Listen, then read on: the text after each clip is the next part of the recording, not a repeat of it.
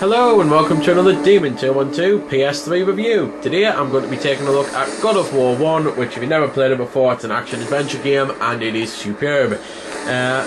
So, at the start of the game, you can go new game. You obviously can't load anything, so it's at the start, although I will be using loaded footage because at least that way I can show off some of the better powers and that. And let's face it, it's not exactly the newest game, so I really shouldn't be spoiling much for many. But I'm still not going to exactly mention the full story or anything, so you don't have to worry about that. I'm just going to basically show off the better weaponry. Options, very basic stuff, pretty much nothing there, and treasures are just the things you unlock, which mainly are videos. You can, however, unlock a new difficulty level, which is a little bit annoying because it's a shame that it's not there from the start. It's something that I slag off on the way, and I'm going to slag it off on this too.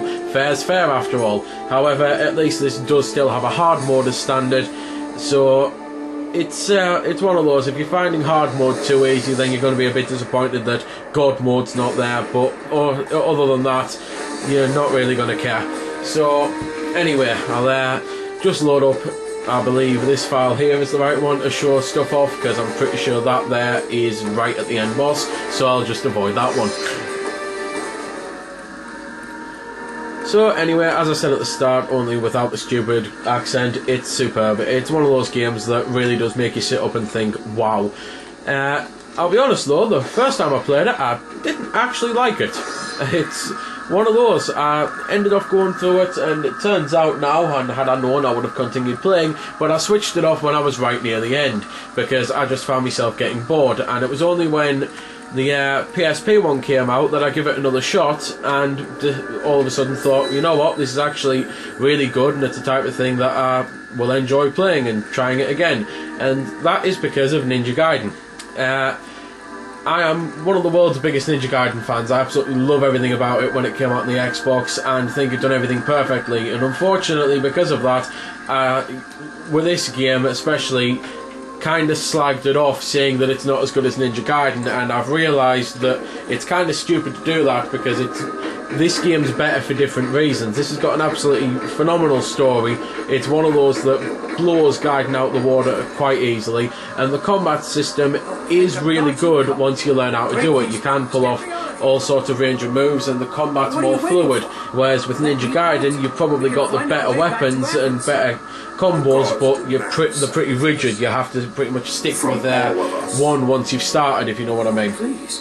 So it's basically what makes this game different and better in some places, is that you can on the fly swap your combos, which as you're getting bombarded by different enemies, then that's great and useful to do.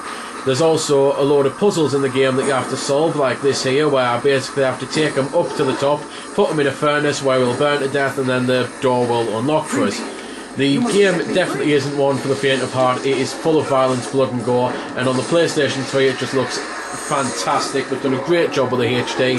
The only problem is the cutscenes haven't been done. Now, I don't know if that's the same on the downloads. I am using the disc collection, because I got the disc collection before it was available for download, but on the disc collection the videos look horrendous, they really do, and I don't understand why they couldn't have just done a little bit of, well, makeup on the videos. But it's one of those. I'm not exactly a graphics fanboy. I still play games on the C64 for crying out loud, so it doesn't really bother me. What bothers me is, well, that it's an excellent game, that it's worth trying. It's the type of thing that, as I say it, I didn't give it enough praise the first time, I didn't give it a chance, so I wanted to do it again, and I fell in love with it. I've already mentioned that the story is fantastic, and it's one of those that if you get into it, it will hook you. You want to find out what happens. It's just one of those, you'll look forward to doing it. The only problem is, the gameplay drastically changes for the end boss fight. Now, I'm not going to tell you what happens with what the fight actually is, or anything like that, or the story. I am going to say, though, that whereas this is pretty much what you'd expect from an action-adventure game with combat and exploration and that, the boss fight pretty much changes to a 3D fighting game, and it is horrendous. It really is. The camera's awful and everything about it. It's one of those, it's so bad that it will make you think, why have they done this to such a great game? It doesn't ruin the game, but it does go a long way of hurting it, and it is a bit of a shame. It's something that thankfully didn't happen on the PSP one, well, the two on the PSP, which is something I've also got to mention, because they're actually better.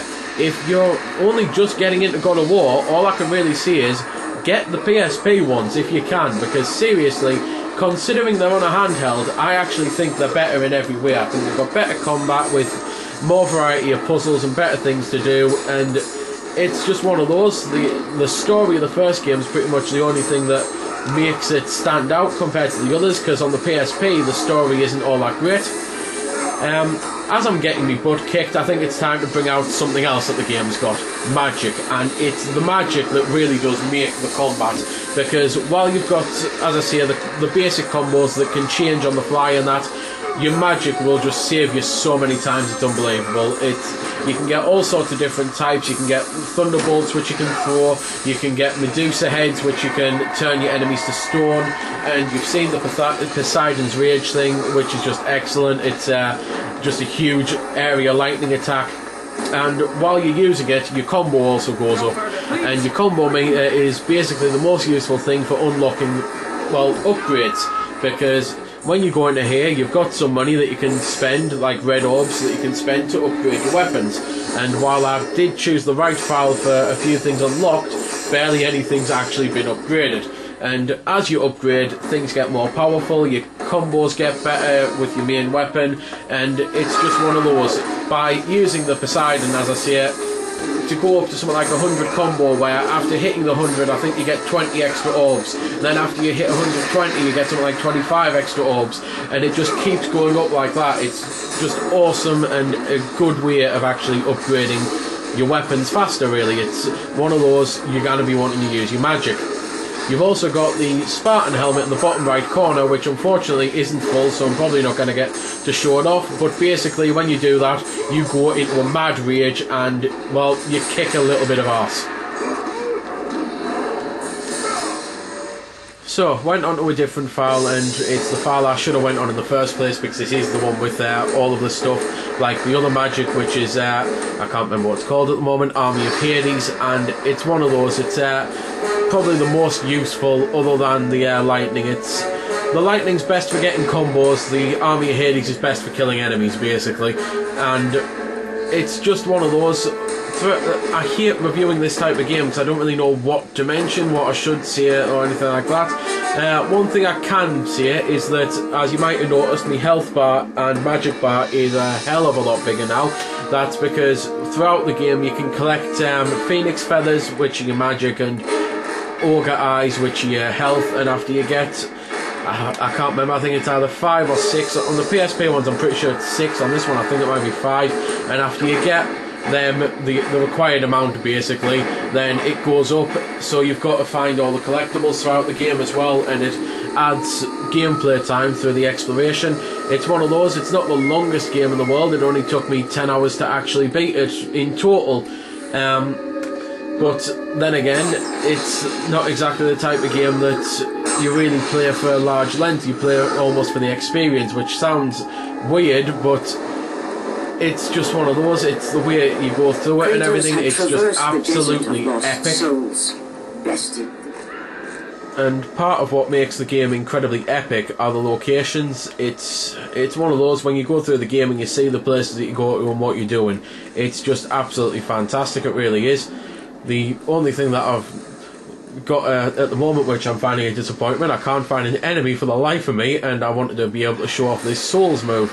So at least that's it, and basically they penetrate the enemies and kill them. So yeah, there's well, pretty much nothing left I can say about the game. I hope I've done it justice, but I probably haven't. As I say, I hate doing this style of game for reviewing because I just never know what to say that is going to spoil things or anything like that. All I can really say is, if you've got the money and if you want to get into it, get the game, it's excellent. But as I say, if you've got access to a PSP, get the PSP ones first, because they're just a step above, at least I think so. So there we go then, that's been the review. I hope you've enjoyed it, or at least found it helpful. You might have noticed I didn't score the game. Well, that's because it's a matter of personal opinion, and yours may very well differ from my own. I'm just here to show you a bit about the game. If you like it or not, well, that's up to you. If you don't like it, or you do like it, feel free to comment. Also, if I haven't answered any of your questions that you may have had, I might have forgot something, or it might just be something obscure. Again, feel free to comment, ask, always willing to help out. Otherwise, if you don't like commenting on YouTube, head over to www.vc-forums.com, where you can chat with me and a bunch of other lads who love the VC, the WiiWare, and hell, even a lot of other systems. We cater to pretty much everything. You can just go there, have a chat about a game, ask about some games, etc. So until next time, this has been Demon212, signing off.